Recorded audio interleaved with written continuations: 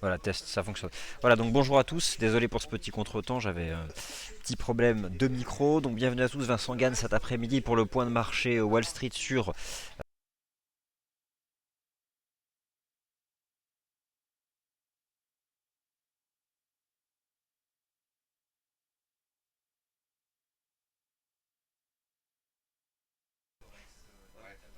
Alors voilà, donc j'avais un problème de son, le son a été rétabli quelques secondes, ça a sauté, puis à nouveau c'est rétabli, donc bienvenue à tous. C'est étonnant ce qui se passe sur le marché, puisque finalement on a eu tous les catalyseurs que nous voulions au mois de novembre, on a tout eu. Cette semaine on a tout, et voilà la séance que les indices choisissent pour donner des signaux de vente, la journée où on n'a rien. Étrangeté des marchés actions, étrangeté des marchés boursiers. Mais voilà, clairement, je pense que ce soir, à la clôture, en Europe, alors ça reste à confirmer, il reste encore 2 heures pour l'indice CAC 40 pour éventuellement faire une mèche basse de 50 points, disons, mais peu probable au fond. Mais voilà, ce soir à la clôture, je pense que nous aurons le signal de vente tant attendu en clôture sur le MIB, l'IBEX, le CAC 40, l'Eurostoxx 50 sous ces fameuses résistances extrêmes que nous vous décrivons depuis la mi-octobre avec un mois de novembre qui s'est clôturé sur des fortes divergences de momentum, vous le savez, entre les prix, forte divergence pardon entre le momentum et les prix sur les indices US, des divergences négatives mensuelles. Alors ça va prendre du temps pour produire son effet, mais là je pense que le trimestre qui vient, pas forcément ce mois de décembre, où finalement je pense qu'on peut avoir une baisse plutôt modérée, avec le traditionnel, la traditionnelle, moi je ne parlerai pas de rallye, mais d'inertie de fin d'année, et ça prendra sûrement la forme d'un pullback vers des premières résistances. Mais clairement, je pense que là, nous allons démarrer, nous entrons dans quelques séances de rupture. Alors, attendons la clôture ce soir du CAC 40 pour les plus prudents d'entre vous, mais dites-vous bien que en dessous de 4250 points, c'est le cours de clôture à surveiller. Eh bien, le CAC donne enfin donc un signal de vente, alors un signal de prise de profit. On va revenir sur cet indice CAC 40, on va essayer d'envisager le rythme de marché pour les prochaines semaines. Alors aujourd'hui, il n'y a pas de chiffres économiques, enfin s'il y en a, mais ils sont clairement pas importants. Si on compare à tous les chiffres qu'on attend mercredi, jeudi, vendredi, on a tout si vous voulez. Demain, la Banque centrale, alors on va procéder par étapes. J'en ai déjà fait le tour, mais je vous les rappelle, et puis on va parler bien sûr d'autres choses. Cette semaine, on a les banques centrales. On n'a pas la Fed, mais par contre, on a les catalyseurs qui peuvent influencer la Fed. Demain, la Banque centrale du Canada. Les paires en CAD vont bouger et notamment le NZD CAD pour lequel vous avez en page d'accueil du site DailyFX la synthèse de cette stratégie de vente qu'on vous propose. Alors allez-y, je n'en dirai pas un mot, tout est écrit dans l'analyse. Alors je vous en donne même pas le lien, vous connaissez le site dailyfx.fr, vous allez dessus, c'est en page d'accueil et je vous laisse donc prendre connaissance de cette étude et puis donc agir si vous êtes convaincu. Donc demain la Banque centrale du Canada, demain l'ADP, le marché de l'emploi aux États-Unis selon la société privée ADP, précurseur, généralement c'est ce qu'on observe pour les chiffres du NFP, l'emploi officiel qui sera publié par le département du travail vendredi, et deuxième lecture du PIB de la zone euro au troisième trimestre. Donc demain PIB zone euro, ADP et Banque centrale du Canada. Jeudi BCE, Banque d'Angleterre, et PIB des États-Unis, troisième trimestre. Et enfin, vendredi, NFP. Donc, c'est juste 3 jours énormes. Alors, on pouvait s'attendre à une stabilité des marchés actions d'ici mercredi. Mais finalement, si on regarde un peu ce qui s'est passé depuis l'ouverture du Forex, hier on a eu un euro-dollar qui a décroché, on ne savait pas pourquoi. Puis finalement là ça rebondit aujourd'hui. Bon ok, finalement c'est toujours le statu quo. Par contre les indices, voilà, on a donné des signaux de vente depuis 2 séances, on va revenir. Mais cette fois-ci ces signaux de vente concernent Wall Street et la zone euro, c'est donc maintenant 100% limpide. À ce niveau-là, il n'y a désormais plus de doute, à moins que lors des 2 prochaines heures, on s'envole et qu'on fasse à nouveau des mèches basses. Mais là, je pense que c'est impossible. Alors, c'est parti, on attaque. Je vous donne ici le lien vers la paire NZDK. Donc vous avez la page, vous avez l'analyse en page d'accueil, c'est parti, vous avez tout sous les yeux. On va parler bien sûr des indices. On revient sur le site. Je vous montre quelques petits graphiques et ensuite nous passons donc au point de marché. Alors, de quoi est-ce qu'on peut parler aujourd'hui puisqu'il n'y a pas d'indicateur de conjoncture économique? Je vais revenir sur ce qui pourrait vraiment faire décrocher le marché action au premier trimestre 2014. Pour ma part, je ne m'attends pas à un mois particulièrement baissier au mois de décembre. D'ailleurs, c'est peu probable, vous le savez. Avril et décembre sont historiquement des mois favorables à la tendance des actions. Mais attention, ça ne veut pas dire que le point bas est fait le premier jour du mois et le point haut le dernier jour du mois. En clair, nous n'avons pas hier 2 décembre, première séance du mois de décembre, fait le point bas. Au contraire.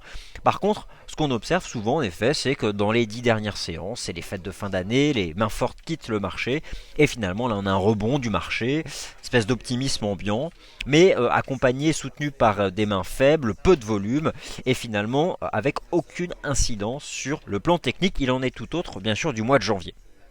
Alors, l'environnement des taux, on vous l'a plusieurs fois décrit, c'est le risque baissier pour la classe d'actifs des actions. Alors l'environnement des taux, c'est déjà un risque systémique pour l'économie, puisque c'est le coût de l'argent. Alors bien sûr, tout dépend des horizons de temps, mais finalement tous les horizons de temps sont concernés. Et puis du point de vue de la gestion d'actifs, le taux d'intérêt, je dirais le taux d'intérêt, le coût de l'argent sur le marché monétaire ou encore des obligations, c'est le coût, la rémunération de l'actif dit sans risque. Car le marché monétaire c'est sans risque. Lorsque vous allez dans votre agence bancaire et que votre conseiller vous propose une SICAV monétaire ou un OPCVM monétaire, c'est du sans risque. Pourquoi? Parce que la rémunération est connue à l'avance. Alors dès lors que cette rémunération augmente, celle du marché monétaire, et vous avez sous les yeux ici le coût de l'argent au jour le jour, et puis on va voir juste après l'Euribor à 3 mois, mécaniquement il y a des masses d'argent qui se déplacent. Alors là aujourd'hui on a un CAC 40 qui va probablement casser ce soir en clôture le support des 4250 points, qui sera probablement à 4100 points d'ici la fin de semaine, début de semaine prochaine, voire même un retour à 4000 points à voir. On va bien sûr parler de ce que moi j'appelle le rythme de marché. Mais on va revenir un peu sur ce qui avait fait décrocher le marché en 2011 et ce qui potentiellement pourrait le faire à nouveau décrocher au premier trimestre 2014. Le premier chart, je vous l'ai montré hier, et on va en voir d'autres, mais c'était pour réintroduire ce développement. Léonia, le taux interbancaire de la zone euro au jour le jour. Alors ça c'est le coût de l'argent, de la monnaie, du papier, de l'euro, si vous l'empruntez sur 24 heures. Voilà. C'est ce que vous devez payer à l'établissement qui vous le prête. Donc, on revient ici en 2011, décrochage du CAC 40, perd, on l'a vu, 1500 points en l'espace de quelques semaines. À la base, c'est le marché interbancaire qui fonctionnait plus, les banques ne se prêtaient plus entre elles, et surtout le coût de l'argent est devenu juste astronomique, puisque le taux d'intérêt est monté à 1,5% par jour. C'est juste impossible, c'est intenable, un tel coût de l'argent. Alors aujourd'hui, on n'est clairement pas dans ce type de phénomène. 1,5% ici atteint en 2011 sur cette Eonia, mais voilà, regardez, depuis à peu près le 20 novembre, il y a des petits soubresauts, il se passe quelque chose, et c'est pour ça que la BCE s'inquiète, et c'est pour ça que la BCE envisage des nouvelles mesures, voire pourquoi pas un LTRO. Ça peut concerner directement la tendance de l'euro-dollar, une politique monétaire anti-déflation, et à qui vous pensez là? Vous pensez à la Banque centrale du Japon qui elle mène depuis 15 ans une politique monétaire anti-déflation, qui mène une nouvelle politique monétaire anti-déflation depuis 1 an. Je vous laisse tous regarder ce qu'a fait le yen depuis. Alors je dis pas que l'euro va perdre autant de terrain que le yen en a perdu depuis l'automne dernier, mais voilà, c'est un scénario qui peut tout à fait se produire dès lors qu'on a un coût de l'argent comme ça qui s'envole sur ce marché interbancaire, sur ce marché monétaire. Donc ça c'est le coût de l'argent jour le jour. On continue le développement. Ici ce que vous avez sous les yeux, alors bon, Euribor, je me suis trompé ici dans le titre du graphique, c'est le même taux d'intérêt que vous venez de voir juste avant, sauf que cette fois-ci ça concerne l'échéance à 3 mois. Alors sur le marché interbancaire, le coût de l'argent jour le jour c'est l'Eonia, et après tout ce qui dépasse l'échéance d'une journée, c'est l'Euribor, ça commence à 1 semaine, puis 2 semaines, puis 3 semaines, puis 1 mois, et ensuite 2, 3 jusqu'à 12. Ça voilà, vous avez autant d'Euribor que toutes ces échéances que je viens de décrire. L'échéance à 3 mois est une des échéances les plus regardées. Donc l'Euribor à 3 mois, là, à l'heure actuelle, il est autour de 0,23%. Donc si vous empruntez de l'euro sur 3 mois, il vous en coûte 0,23% par séquence de 3 mois.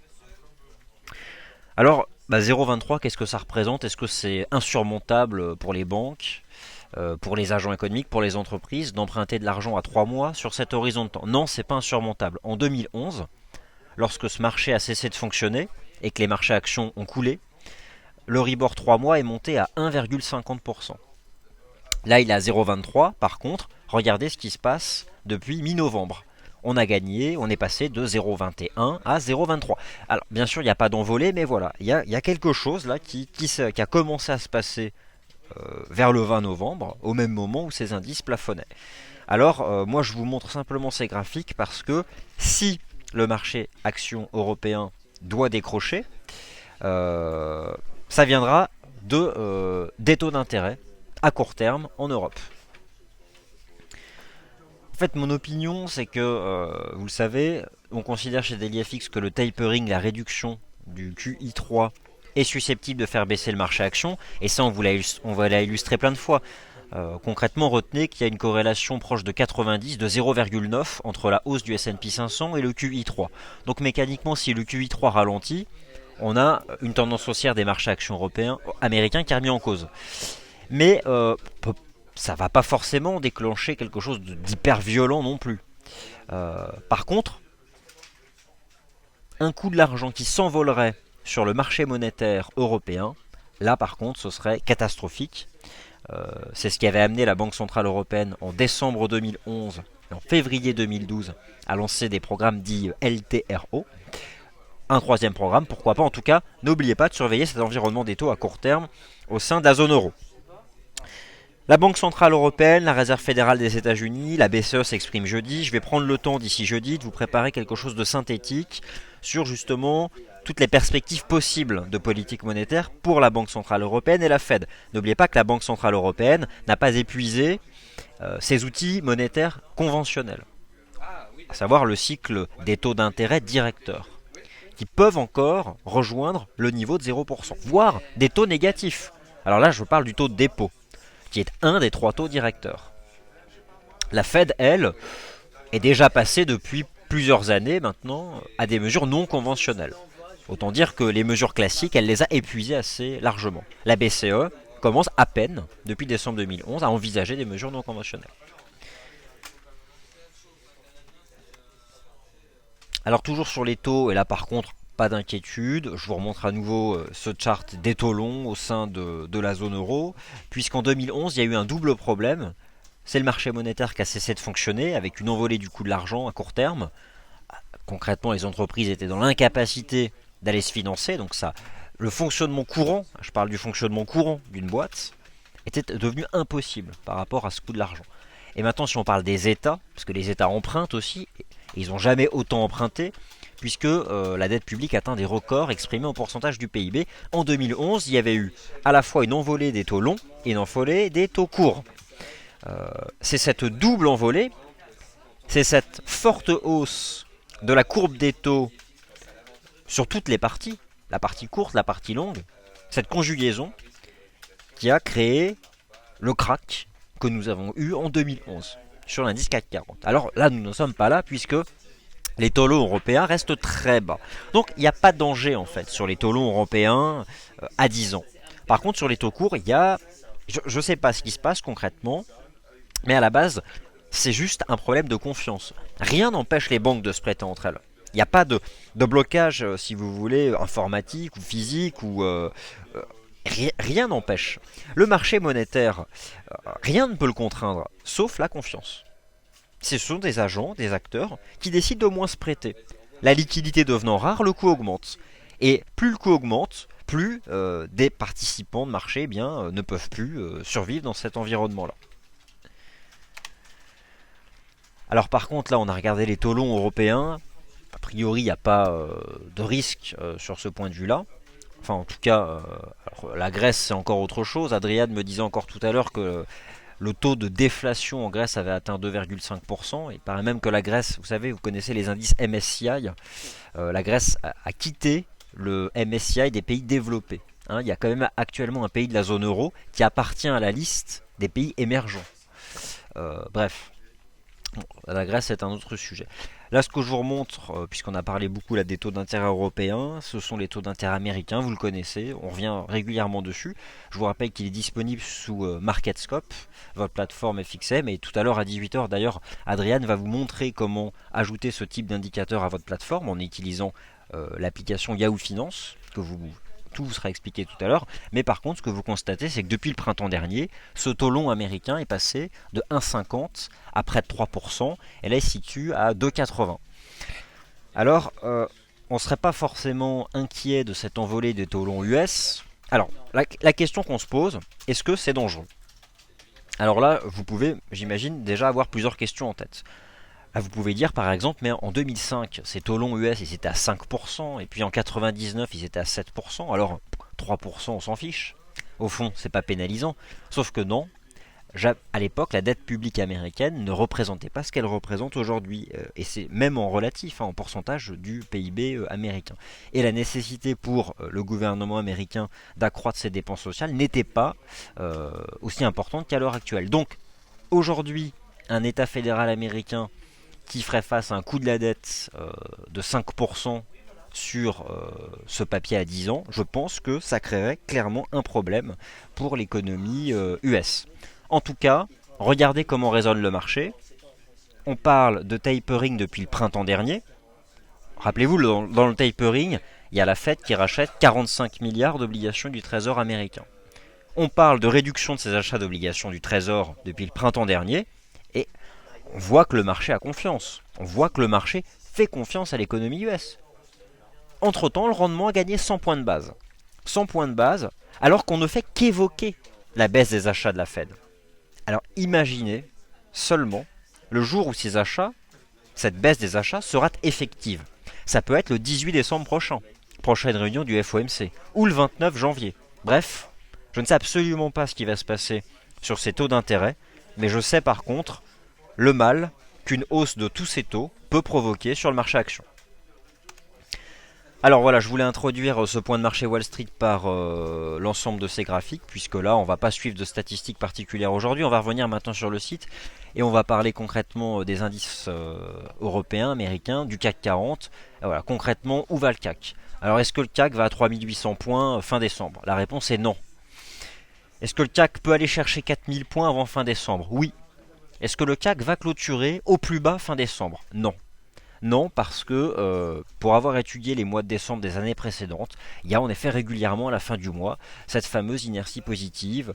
Alors, ça apporte un nom, parfois on parle de rallye de fin d'année, bref, espèce de mouvement haussier, généralement accompagné, permis par des mains faibles, tout simplement parce que le marché se vide de ses éléments institutionnels majeurs à partir du 15-20 décembre. Donc c'est même limite pas étonnant que la phase de prise de profit commence début décembre, parce que beaucoup d'institutionnels ont certainement en tête que d'ici 2 semaines, pour la plupart, ils ne seront plus là pour appuyer sur le bouton achat ou vente. Alors quel scénario on peut envisager sur le CAC? Je vous donne ici le lien vers une analyse qu'on vous a proposée ici en fin de matinée. Pour le CAC, moi je vois un scénario de cette nature-là, c'est-à-dire que là, on va voir, attendons la clôture ce soir, mais c'est parti pour. Je pense qu'on a un marché qui peut aller chercher 4000, 4100 points lors des prochaines 2 prochaines semaines, on va dire. Effectuer un rebond d'ici Noël vers 4002, puisque 4002, 4250, en fonction de la clôture des prochaines séances, va devenir résistance. Et par contre, au 1er janvier, au premier trimestre 2014, et on aura le temps d'affiner d'ici là, eh bien, rejoindre la partie basse du canal haussier de moyen terme. Finalement, il n'y a rien d'exceptionnel. On rejoint la partie basse d'un canal haussier. À long terme, ça reste haussier. Le moyen terme devient baissier, tout simplement.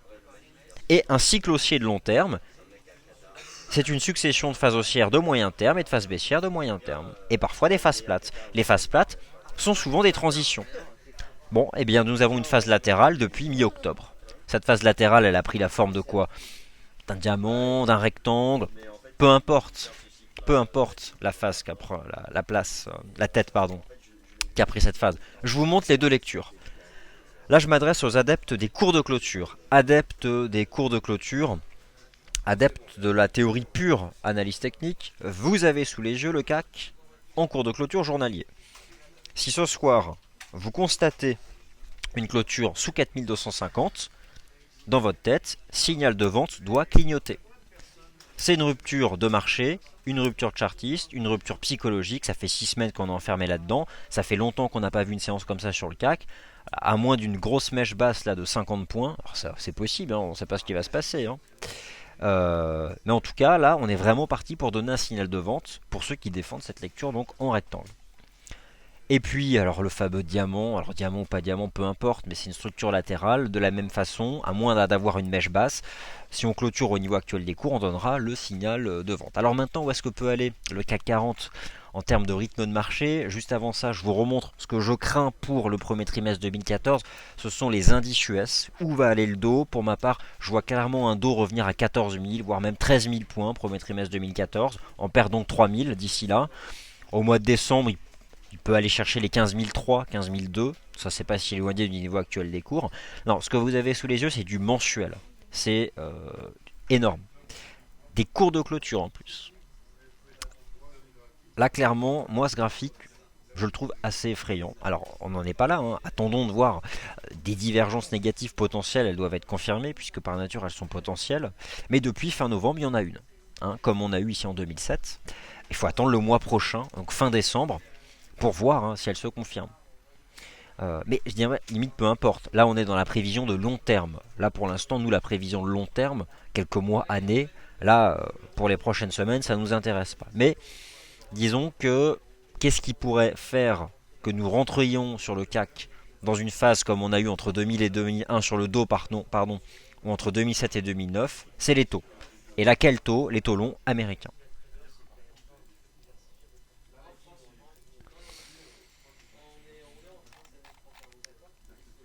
Alors, on va checker le CAC tout de suite.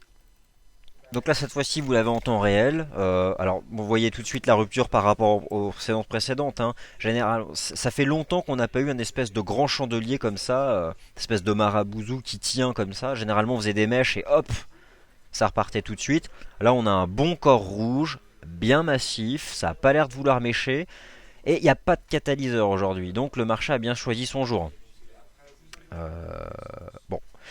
Là, je pense qu'il y a clairement peu de doute. On va attendre ce soir à 17h30, hein, puis on s'exprimera via Real Time News sur ça. Mais là, je pense que vous l'avez, votre signal de vente. 4204 points, à moins d'une mèche basse de 50 points. Et qu'est-ce qui pourrait, là, lors des 2 prochaines heures, créer cette mèche basse de 50 points à suivre? Mais je n'y crois absolument pas. Donc voilà, pour ma part, ce qui va se passer sur le CAC lors des prochaines semaines. Donc déjà, on va donner un signal de vente ce soir. Ok, première étape. Signal de vente, qu'est-ce qui se passe? Je m'avance, là je me projette, hein, on utilise une machine à avancer dans le temps. 4250 devient résistance. Ok, parfait. Changement de polarité. On revient tester le niveau. Donc on fera un pullback potentiel, si possible, vers 4250. Là on observera le nouveau rôle de résistance des 4250 points. Le marché repartira à la baisse. Et finalement pour ceux qui n'ont pas de position vendeuse, si on fait un pullback vers 4250 après avoir clôturé ce soir en dessous, éventuellement là vous pourrez ouvrir quelque chose. Bon. Ensuite il y aura un rejet et puis on clôturera sous les 4200 en cours de clôture. Ce sera probablement pas pour aujourd'hui, plutôt pour les prochaines séances. Et derrière, target 4100. Et après, ce sera le même principe, on aura cette phase de rythme. Alors, est-ce qu'on va former un support sur le 4100 et puis finalement le tenir jusqu'aux fêtes de fin d'année? Ça va dépendre là du coup de tous les catalyseurs qu'on a d'ici la fin du mois. Mais concrètement, si demain on a des bons chiffres de l'emploi aux États-Unis au mois de novembre selon ADP, si vendredi on a des bons chiffres officiels de l'emploi américain au mois de novembre selon le département du travail, et si jeudi on a une BCE qui s'inquiète du fonctionnement du marché interbancaire au sein de la zone euro, je ne donne pas cher des marchés actions au mois de décembre. Donc voilà ce qui se passe sur le CAC. Ah, ce serait trop facile s'il n'y avait que le CAC qui faisait ça. Mais là pour une fois le CAC n'est pas tout seul, il est confirmé par tous les indices. Il est confirmé par le DAX. Je pense que là vous constatez toute la rupture qu'on observe sur le DAX. Et c'est pas forcément celui-là, j'irai absolument pas le vendre. Et puis j'ai rien à vous proposer dessus pour l'instant. L'IBEX on le connaît. Le MIB. Beau signal de vente aujourd'hui sur le MIB. Il casse la ligne de tendance en place depuis le début de l'été.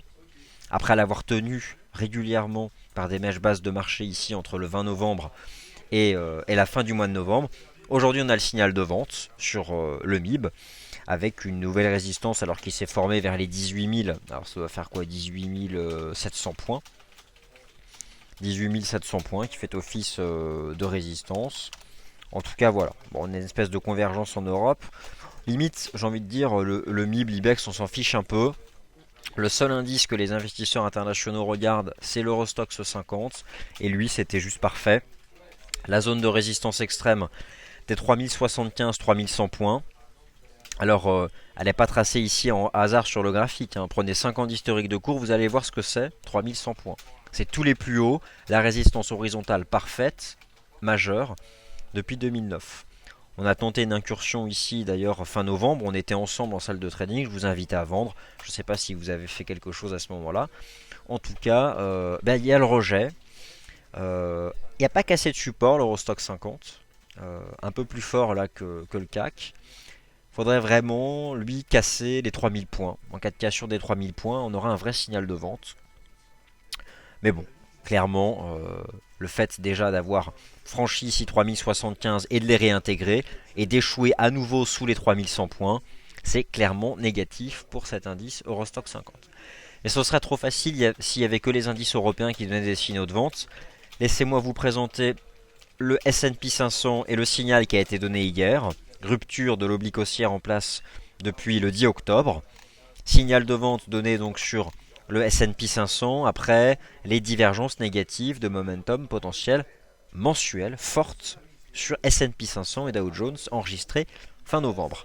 Et ce serait trop facile si le Dow Jones aussi ne confirmait pas l'indice S&P 500, avec aussi ici un signal de vente, la cassure d'un support sur le dos.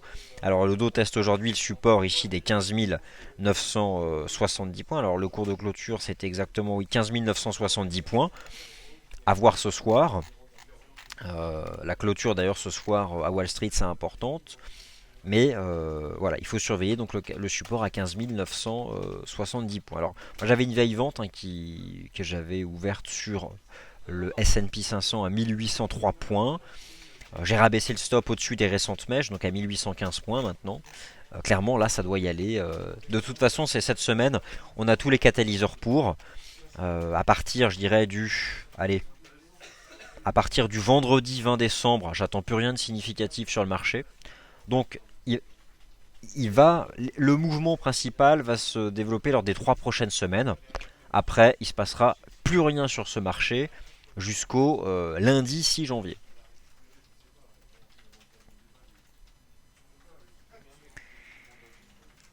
Alors, donc pour les indices européens, je pense que c'est clair. Le dollar US. Alors, le dollar US, c'est toujours pareil. La résistance des 10 650 points. La moyenne mobile à 20 jours. Donc voilà, là, c'est pas bien compliqué, hein. La moyenne mobile à 20 jours sur le CFD FXM dollar index. Voilà, il est coincé, il est compressé entre ça en fait. L'indicateur de tendance et la résistance horizontale. Donc à suivre, hein, si on sort de cet intervalle. Aujourd'hui c'est la journée des indices, hein, il ne se passe pas grand chose sur le dollar américain. L'eurodoll il se passe rien.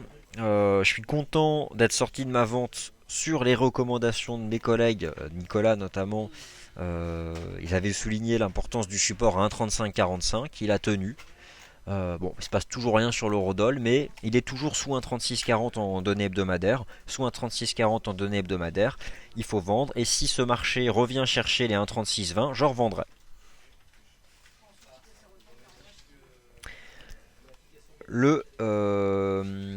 Alors oui, l'USD Yen. Il y a tellement de trucs à dire. L'USD Yen, je pense que là, ne soyez pas surpris de la mèche de marché du jour, parce que si vous êtes passé ce matin sur le site d'EliFX, voilà, je vous donne le lien vers cette analyse où nous avons invité à prendre vos bénéfices sur cette paire USD Yen.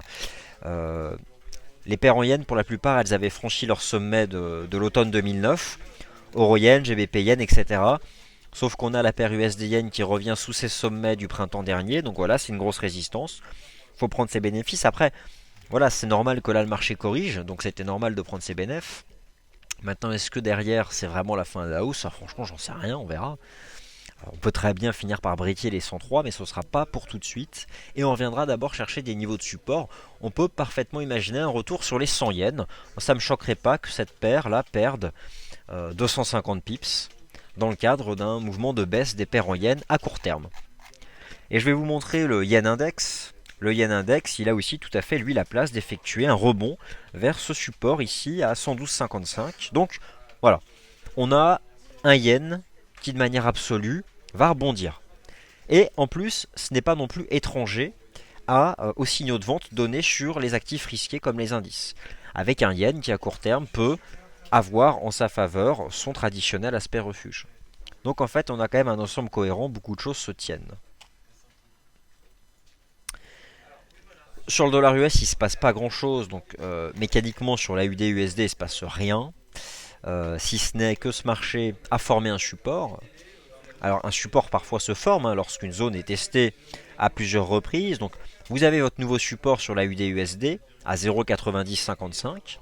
Vous avez la résistance, la seule vraie résistance à entre 92,20 et 93. On vend 92,20 et 93. Éventuellement une vente sur cassure de renfort si jamais les 90,55 sont emportés. Le GBP. Alors le GBP, lui il est fort. Qu'est-ce que vous voulez que je vous dise? Lui il est fort, il tient.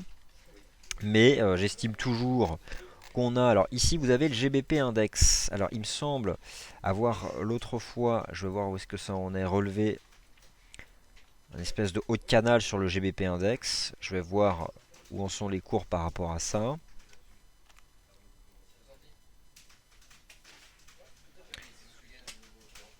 Bon, il reste toujours bluffant le GBP, puisqu'on a un GBP index, vous l'avez vu, qui tente de sortir par le haut de son canal. Bon, je m'amuserai pas à le shorter.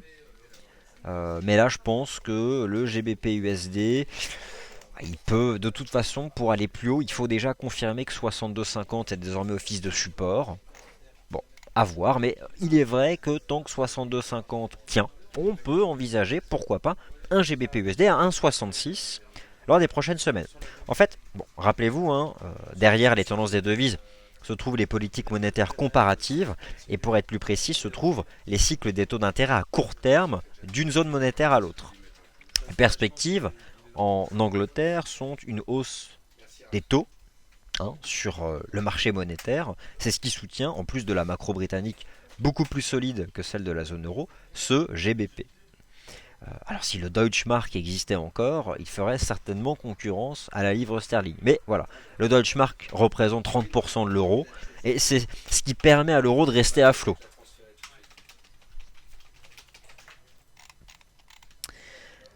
Et ben maintenant je vais me laisser guider par vos questions. Ah oui non, je finis par vous montrer le pétrole. Bon, le pétrole, je pense que là aussi on l'a plus ou moins, on l'a assez crié sur les toits. Le bas de canal. Marché de rebond technique, première cible 95,20. Si 95,20 est franchi, 98, éventuellement 99. Un marché de rebond technique. On n'a pas changé d'opinion en 2014, on voit toujours un baril à 80 $. Et on le revendra, en tout cas pour ma part, si ce marché revient sur 99,100, je le revendrai pour viser 80 $ en 2014. Mais à court terme, c'est le rebond, donc ça s'achète, ça ne se vend absolument pas.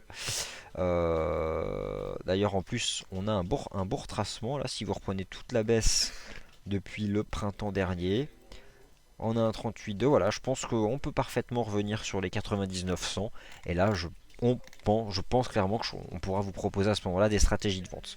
Mais là ça monte et ça n'a pas fini.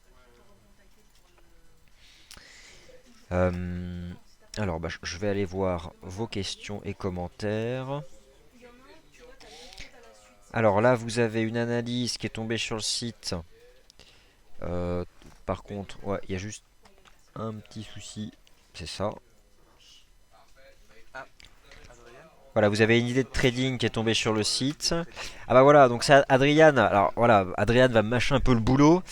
Je vais essayer de vous parler du rythme de marché. Qu'est-ce qui pouvait se passer sur le CAC? Il a mis 3 scénarios possibles. Moi, je vais essayer de les timer. 3 scénarios possibles. 1, 2, 3. Par exemple, le 1, Je pense que c'est ce qu'on aura probablement au premier semestre 2014. Quelque chose compris entre le 1 et le 2. Donc voilà, je vous donne ici le lien vers son analyse. Et je vous laisse donc en prendre connaissance. Plus que jamais, exploiter les rebonds vers les résistances pour ouvrir des stratégies vendeuses sur ce marché action. Il ne s'agit pas d'un krach boursier, mais voilà, d'une phase baissière de moyen terme. Je vais remonter le graphe du CAC en hebdomadaire, car finalement, en fait, des phases haussières comme ça, longues, ça finit par nous endormir. Et finalement, le b.a.-ba de l'analyse technique immobilier, enfin le b.a.-ba non, finalement, tout le monde retient le suivi de tendance. Ça, c'est bien le suivi de tendance.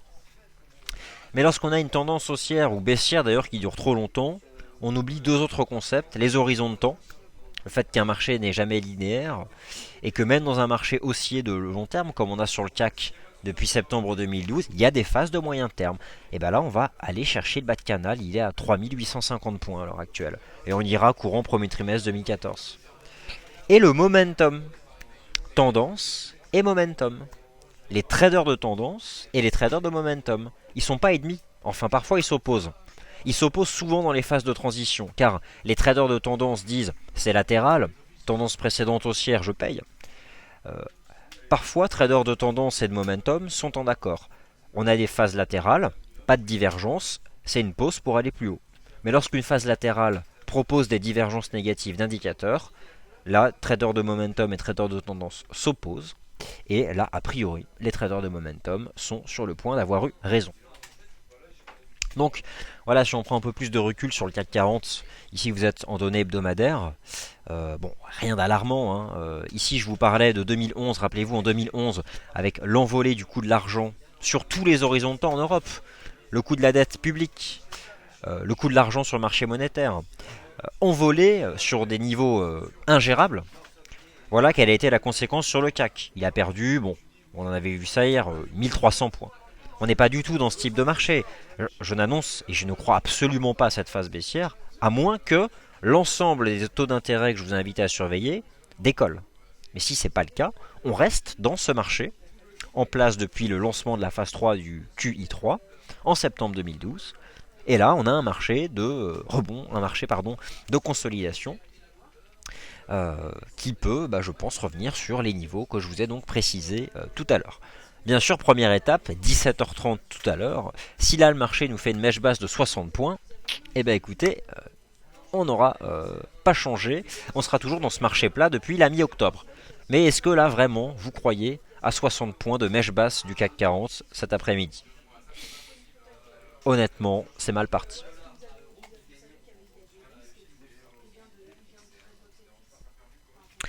Donc je pense que là on vous a tout dit. Vous avez une opportunité de trading sur le NZD4. Les paires en yens vous prenez vos bénéfices. Le GBP est juste hallucinant.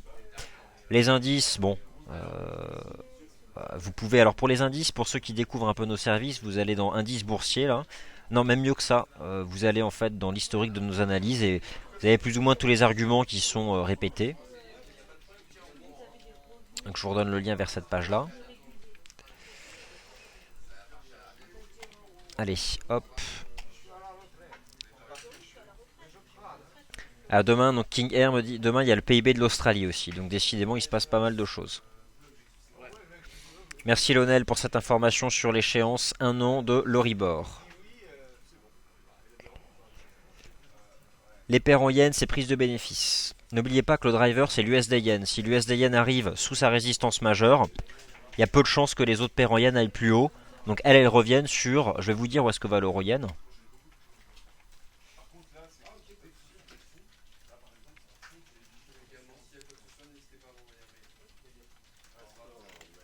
En plus aujourd'hui donc on va avoir un beau chandelier de retournement de tendance, hein. Alors je sais pas ce que va faire la l'euro yen, mais bon ça reste, c'est une tendance haussière, hein, ok. Il n'empêche que si je passe en données hebdomadaires sur l'euro yen, je vais vous dire où est-ce qu'on va aller.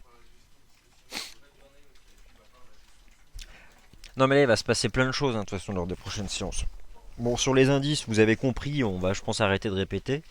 Par contre, sur le dollar américain, à suivre, hein, lors des prochaines séances. Voilà, je vous remonte l'USD yen en hebdo, hein. Bon, c'est un peu logique quand on revient ici, hein, que ça plafonne. l'euro-yen, je pense que là on a un marché qui peut revenir chercher les 135. Moi, on rentre vraiment dans une phase de pullback. Alors déjà il y a un premier support à 138, on est dessus. Tout va dépendre un peu de la clôture hebdomadaire. Mais voilà, on va retracer ces trois gros chandeliers là.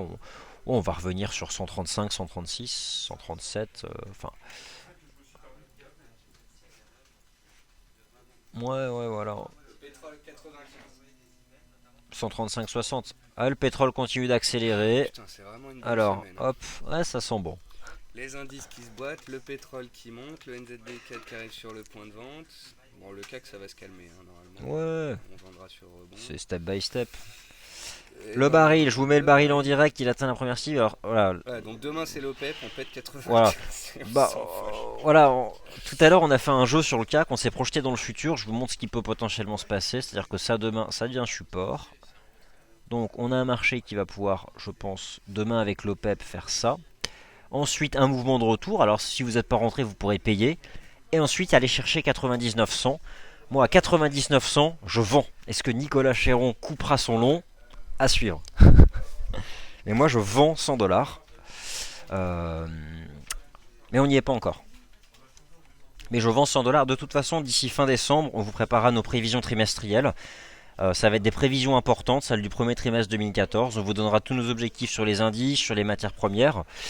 Peut-être que d'ici là, le QI3 aura commencé à diminuer. C'est le 18 décembre, pardon. On vous donnera aussi nos gros scénarios macroéconomiques. Enfin, on va vous préparer quelque chose de complet.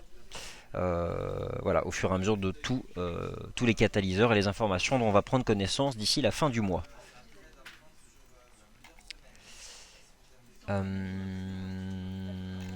Le gaz, c'est fini pour moi. Sorti de ce marché.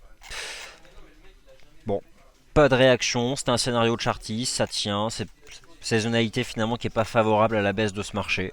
Je suis sorti. Sans regret, petite position, ça n'a pas fonctionné. Autant pour moi. Bon, les métaux, on a déjà tout dit. Alors, hop, je vais continuer.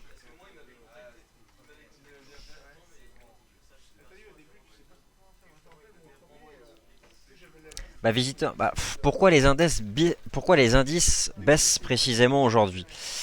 Bah, justement, enfin, honnêtement, là, je peux pas vous dire. Il n'y a pas de catalyseur, il n'y a rien. On ressort de la période de Thanksgiving aux États-Unis. Moi, je pense que c'est déjà des mains fortes qui commencent à sortir. C'est ce que je vous disais tout à l'heure. À partir du 15-20, la plupart des gérants institutionnels, des traders vont quitter le marché pour une période de pause bien méritée.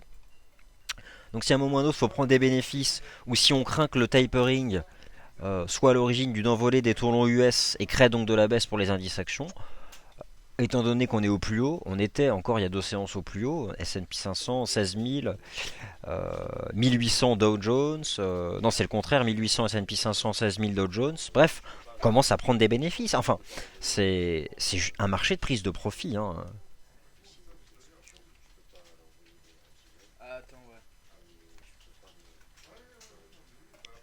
On dit même des scénarios, chers visiteurs, je pense. On dit même des scénarios.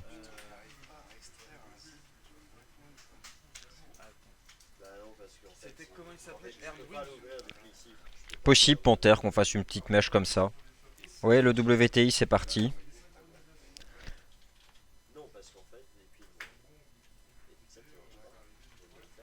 Je sais pas, visiteur, s'il y a une news à 17h30. De toute façon, aujourd'hui, c'est pas significatif sur le plan de la conjoncture. Non, vraiment demain, il y a du PIB, il y a l'ADP, il y a le PIB de la zone euro. Enfin, ça va. Honnêtement, ça va être juste hallucinant, je pense, les mouvements qui nous attendent lors des trois prochaines séances. Surveillez aussi la volatilité implicite du S&P 500.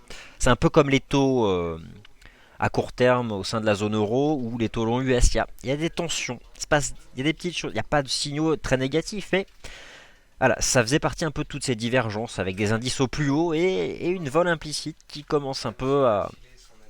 Bon. Mais je m'attends pas à un mois de décembre catastrophique, vous inquiétez pas, c'est impossible, je suis pas assez remonté loin en arrière, mais ce sera pas un mois de crack, c'est un mois de prise de profit. Voilà, on va prendre des profits, quelques pourcents. hein. Il n'y aura pas de choc en décembre. Euh, alors, je dis pas, on va voir ce qui va se passer le 18 décembre. Finalement, la seule vraie question qu'on doit se poser, c'est est-ce que le tapering interviendra sous Ben Bernanke ou pas. Donc, si c'est sous Ben Bernanke, c'est soit le 18 décembre, soit le 29 janvier. Les deux FOMC qui restent sous sa mandature. Sinon, après, la passation, 1er février 2014, Janet Yellen, à voir. Moi, j'imagine bien un scénario où M. Bernanke commencerait à diminuer le QI. En fait, comme si vous voulez, il passerait le relais à Janet. Il commence à agir, il lance la machine, il passe le relais. Il donne le point de départ, d'une certaine façon il restera dans l'histoire, et puis pour la suite des événements, c'est quelqu'un d'autre qui s'en occupera. Et puis pour la zone euro, bah écoutez, c'est toujours pareil, les chiffres de l'inflation, l'environnement des taux à court terme, puisque sur les taux longs, ça a l'air d'être plutôt la poursuite de la détente. Pour les taux longs européens. J'essaierai de vous préparer quelque chose de synthétique sur les taux d'ici demain. Oui, voilà, CAC 40, prise de bénéfices. Soyez pas étonnés que le CAC 40 corrige. Hein. Enfin, soyez pas étonnés. Hein. Je vous sens pour la plupart tous très étonnés. Euh... Ouais, Lionel. Ah oui, en effet, Nicolas dit quelque chose de bien. Je l'ai réécouté le week-end dernier. La vidéo où Nicolas Chéron, Philippe Béchade et Olivier Delamarche sont intervenus le 15 décembre dernier. C'était hyper intéressant, beaucoup d'éléments macroéconomiques. Notamment, j'ai apprécié le passage sur les muni bonds, la dette publique des municipalités américaines. Puis plein de chiffres hyper importants. Alors, honnêtement, voilà, ça vous donnera un peu un ordre d'idée si vous n'avez pas assisté. Donc, alors, elle est partie de la page d'accueil. Vous allez la retrouver, vous allez ici dans les historiques des analyses d'Adrian. Et vous allez retrouver donc son analyse exclusive, où il vous donne tous les liens. Alors.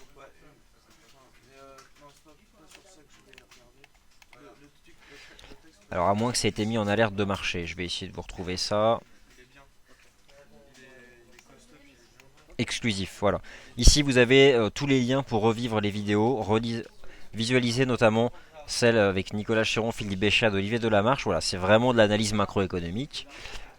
C'est hyper intéressant. Moi j'avais pas eu la possibilité de l'écouter le 15 novembre dernier. J'ai appris beaucoup de choses. Notamment sur la structure de la dette publique américaine. Si vous voulez, la dette publique des États-Unis, il y a déjà la dette de l'État fédéral. Ça, c'est une première chose. La dette de l'État fédéral, elle pèse à peu près 100% du PIB. Et à cette dette de l'État fédéral, vous devez ajouter notamment les dettes des États et puis, naturellement, des municipalités. Et si on cumule l'ensemble de la dette dite publique, l'État fédéral et tout ce qui n'est pas de dette du secteur privé, nous arrivons à un total de 27 000 milliards de dollars, soit plutôt 160% du PIB des États-Unis plutôt que 100%. Et qu'est-ce que c'est 160% du PIB? C'est à peu près ce que doit représenter la dette publique de l'Italie par rapport au PIB de l'Italie, par exemple. D'où l'importance de surveiller les taux longs américains. Et la vraie question qu'on se pose, est-ce que les États-Unis peuvent actuellement supporter un rendement de la dette à 10 ans qui atteindrait 5% par exemple? On a connu ça par le passé, mais est-ce qu'à l'heure actuelle, le Trésor américain pourrait supporter ça? Finalement, tant que la Fed achète des obligations, j'ai envie de dire la réponse est oui. Mais si la Fed décide d'en acheter moins, la réponse serait probablement non.